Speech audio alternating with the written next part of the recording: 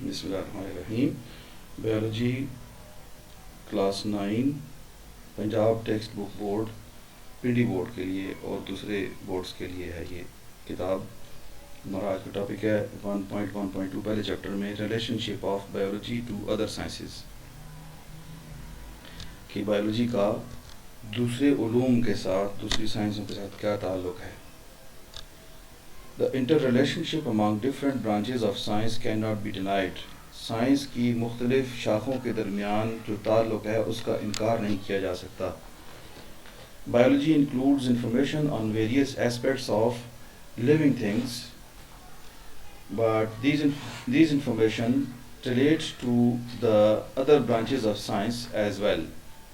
کہ بایولوجی میں جو معلومات ہیں وہ زندہ چیزوں کے حوالے سے ہیں. ظاہر ہے آپ کو پتہ ہے کہ زندہ چیزوں کی ہی اسٹڈی کی جاتی ہے بایولوجی کے اندر، تو لیکن یہ جو معلومات ہوتی ہے اس کا تعلق جو ہے سائنس کی دوسری شاخوں کے ساتھ بھی ہوتا ہے. Each branch of science has relation ship with all other branches, اور حتیٰ کہ برانچ کوئی بھی ہو سائنس کی اس کا دوسری تمام سائنسز کے ساتھ، تمام برانچز کے ساتھ اس کا تعلق ہوتا ہے. For example, when studying the process of movement in animals, the biologists have to refer to the laws of motion in physics. کہ اب اس کی ایگزامپل وہ یہ دے رہے ہیں، کہتے ہیں کہ جب ہم جانوروں کی حرکت کو جب ہم اسٹڈی کرتے ہیں بایولوجی کے اندر، تو اس وقت ہم کون سے حرکت کے جو قوانین ہیں ان کو نظر میں رکھتے ہیں، وہ قوانین جو فزکس میں پڑھائے جاتے ہیں. تو اس لیے سائنس کی ایک برانچ کا سائنس کی دوسری برانچ سے تعلق ہوتا ہے. This forms the basis of interdisciplinary science. تو اس وجہ سے کیونکہ سائنسوں کا آپس میں تعلق ہے، تو جہاں جہاں سے ایک سائنس دوسری سائنس سے جڑتی ہے اس چیز کو، اس معلومات کو، اس علم کو پڑھنے کے لیے جو ایک الگ سائنس کی برانچ وجود میں آ گئی، وہ انٹر ڈسپلنری سائنسز ہیں. اب نیکسٹ ہے جی بایو فزکس. اچھا، انٹر ڈسپلنری سائنسز کا مطلب کیا ہوا کہ جس طرح سے کہ بایو ایک ڈسپلن ہے، اس کو آپ ایک ڈپارٹمنٹ، ایک برانچ، ایک ڈسپلن کہیں گے. اسی طرح سے فزکس کو کہیں گے، یہ کیمسٹری کو، تو یہ ڈسپلن بھی ہوتے ہیں. یہی انہی کو ہم سبجیکٹ بھی کہہ دیتے ہیں ایک خاص لیول پہ. انہی کو ہم جو ہے ڈسپلن، انہی کو ڈپارٹمنٹ وغیرہ الفاظ استعمال ہوتے رہتے ہیں. تو انٹر ڈسپلنری کا مطلب ہوا کہ شعبوں کے درمیان، ڈسپلنز کے درمیان کی سائنس جو ہے وہ انٹر ڈسپلنری سائنسز ہیں. اب بایو فزکس پہ بات کرتے ہیں. اب دیکھیں آپ کے اس میں بایو اور فزکس دونوں کے لفظ جڑ گئے نام، اور بایو فزکس بن گیا. It deals with the study of principles of physics which are applicable to biological phenomena.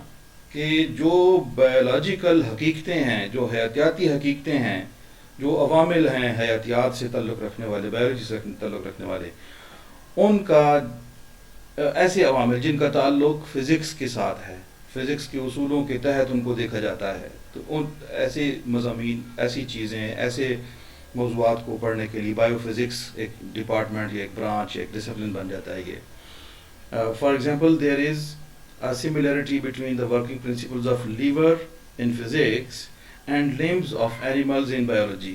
آپ نے لیور کے بارے میں فزکس میں پڑھا ہوگا کہ ایک چیز کے ذریعے دوسری چیز کو جو اٹھایا جاتا ہے تو اس کو ہم لیور کہتے ہیں، جس کی مثالیں فزکس میں آپ کو دی گئی ہیں.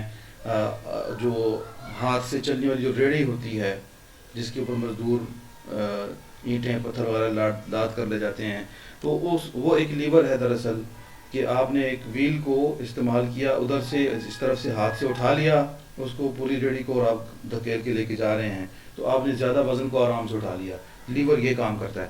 تو یہاں پہ بایو میں اگر ہم دیکھتے ہیں تو ہمارا بازو جو ہے ہمارے بدن کے اندر، یہ ایک ایسی چیز ہے کہ لیور جیسے کام یہ کر رہا ہے. کہ وہی چیز اگر آپ یہی سوچ لیں کہ ایک نوالا بھی ہم کیا اپنے بازو کے بغیر اپنے منہ میں لے کے جا سکتے ہیں؟ نہیں لے کے جا سکتے. تو اس لیے بایو میں اور فزکس میں یہاں پہ آ کے ایک مشابہت پیدا ہو جاتی ہے. تو اس لیے بایو فزکس اس طرح کے سارے دوسرے موضوعات کو پکڑتا ہے. پھر نیکسٹ ہے جی بایو کیمسٹری. تو اس میں بایولوجی اور کیمسٹری کی ایک جیسی عوامل، اس میں ہم سیدھا جائیں گے، ایگزامپل کو پڑھیں گے. For example the study of basic metabolism of photosynthesis and respiration involves the knowledge of chemistry.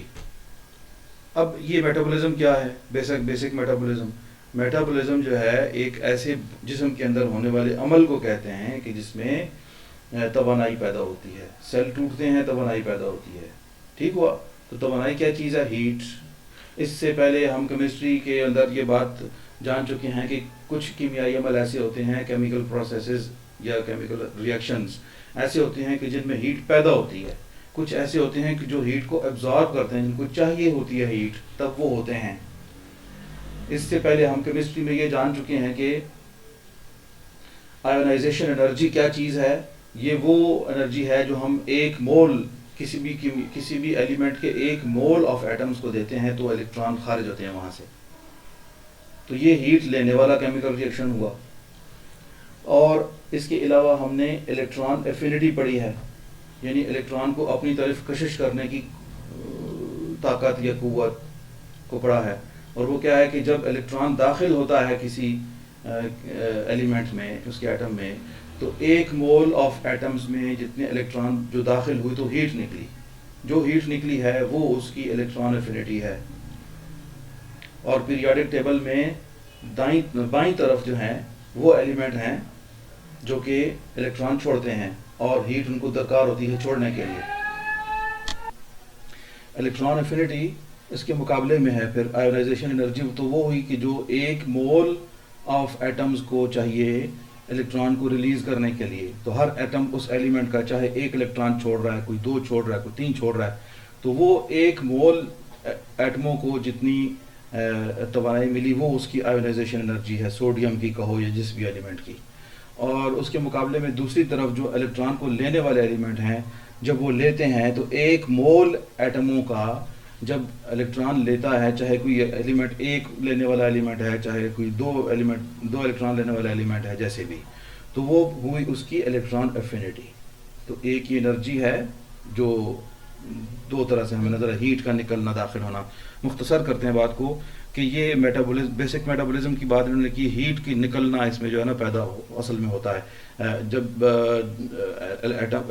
Atom ٹوٹتے ہیں تو ان میں سے ہیٹ نکلتی ہے، سیل ٹوٹتے ہیں ان میں سے ہیٹ نکلتی ہے. تو وہ ہماری جسم کے اندر بڑے کاموں کو کرنے کے لیے کام آتی ہے. جیسے آپ فٹ بال کھیلتے ہیں تو تیز دوڑنا پڑتا ہے، زیادہ دوڑنا پڑتا ہے، اس وقت زیادہ ہیٹ چاہیے ہوتی ہے. تو کیونکہ آپ کے بدن میں وہ ہیٹ چھپی ہوتی ہے سیلوں کے اندر، دوڑتے ہیں وہ سیل ٹوٹتے پھوٹتے ہیٹ نکلتی ہے، اس کو آپ یوز کر کے فٹ بال کھیل رہے ہیں. پھر اسی طرح سے ایٹموں میں ہیٹ کا نکلنا، داخل ہونا وغیرہ، تو کیونکہ پھر اس طرح یہ سملر ہو جاتا ہے کیمسٹری میں اور بایو میں، ایک جیسا ہو جاتا ہے. تو یہ ان دونوں کے درمیان سملرٹی ہوگی. اسی طرح سے سانس لینے کا عمل، ریسپریشن جو ہے وہ بھی گیسوں کا تبادلہ ہے. کاربن ڈائی آکسائڈ ہمارے بدن سے باہر نکل رہی ہے پھیپھڑوں سے اور ناک وغیرہ کے ذریعے، منہ سے، اور آکسیجن جو ہے داخل ہو رہی ہے. تو یہ گیسوں کا ایکسچینج ہو رہا ہے، یہ کیمسٹری میں ہوتا ہے. تو اس طرح یہاں پہ بایو اور کیمسٹری ہمیں سملر نظر آتے ہیں. اس طرح کے عوامل بایو کے اندر بھی ہیں. شروع سے جملہ پڑھ لیتے ہیں shortly. It deals with the study of chemistry of different compounds and processes occurring in living organisms. زندہ چیزوں کے اندر جو کیمیکل پروسیسز ہو رہے ہوتے ہیں ان کو جو پڑھا جاتا ہے تو وہ بایو کیمسٹری میں پڑھا جاتا ہے.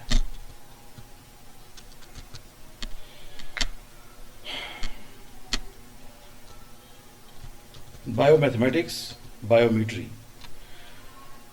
It deals with the study of biological processes using mathematical techniques and tools. کہ میتھمیٹکس کے جو فارمولے ہیں ان کو استعمال کر کے جب آپ بایولوجی کو سمجھتے ہیں، بایولوجی کے اندر استعمال کرتے ہیں ان فارمولوں کو، تو ایسی صورتحال میں آپ میتھ کے سہارے بایو کو سیکھ رہے ہوتے ہیں. اس لیے یہ بایو میتھمیٹکس ہے. For example, to analyse the data gathered after experimental work, biologists have to apply the rules of mathematics. کہ جب بھی آپ کوئی تجربہ کرتے ہیں بایو میں اور اس میں کوئی نمبر انوالو ہوتے ہیں، اگر مثال کے طور پہ کتنے بیکٹیریا آپ نے لیے، اس سے کیا ہوا، کس چیز کو کتنی مینڈک پہ آپ تجربہ کر رہے ہیں، اس پہ آپ نے کتنے ml اس کو دوائی پلائی